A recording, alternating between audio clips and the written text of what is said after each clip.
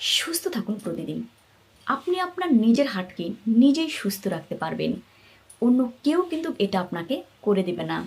কোনো চিকিৎসক, হাসপাতাল বা পরিবারের কেউই কখনোই এটা আপনাকে করে দিতে পারবে না। আপনার নিজের হার্টকে নিজেই সুস্থ রাখতে আপনাকেই কিছু করতে হবে। যেমন আপনি ভালো ঘুমাবেন, ভালো খাবার খাবেন এবং কিছু সময় হাঁটাহাঁটি করবেন। বাস এই ৩ টি কাজ করলেই আপনি আপনার শরীরকে এবং আপনার হার্টকে নিজেই সুস্থ রাখতে পারবেন।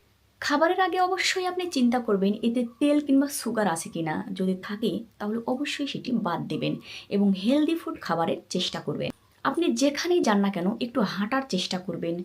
অন্তত আপনি কাজের ফাঁকে ফাঁকে একটু হাঁটার চেষ্টা করবেন বা সারা দিন পর আপনি অবশ্যই ৩০ মিনিট সময় বের করে হাঁটার অভ্যাস করবেন।